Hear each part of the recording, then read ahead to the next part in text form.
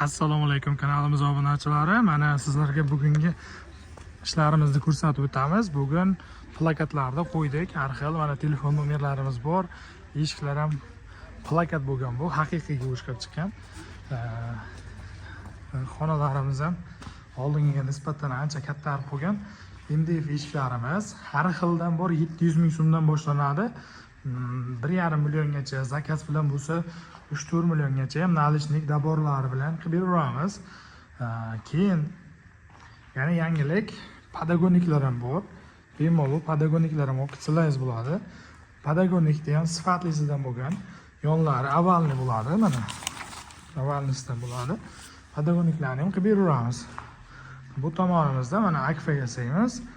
Har xil materiallardan bor, qaysidan desangiz shundan qilib beramiz. Mana materiallarni ham abraj sifatida kesib tayyorlab qo'yganmiz.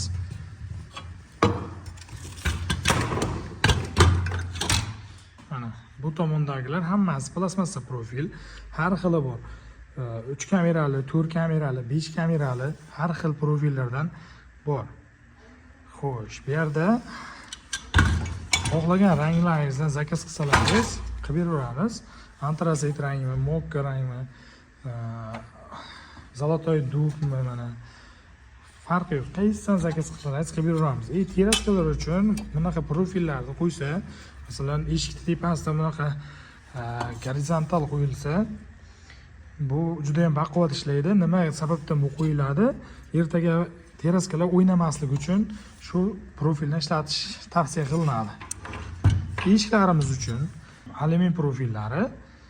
Xo'sh, bular mana bu 11 santimetrlik profil bo'ladi, balkon profil deyiladi.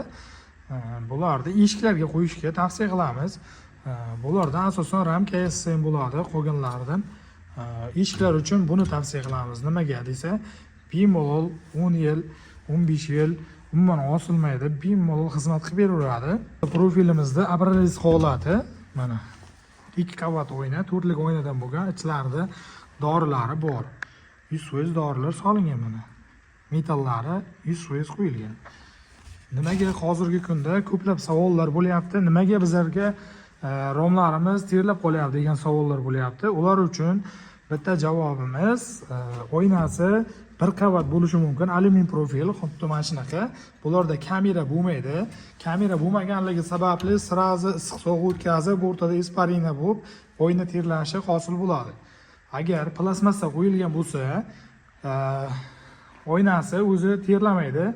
Agar mabodo terlab qolayotgan bo'lsa ham, uni ichida dorisi bo'lmagan bo'lishi mumkin yoki germetikasi yaxshi bo'lmagan bo'lishi mumkin. Agarda yaxshi bo'lsa, dorilar 100% solingan bo'lsa, yaxshi ustalar qilgan bo'lsa, demak umuman terlamaydi.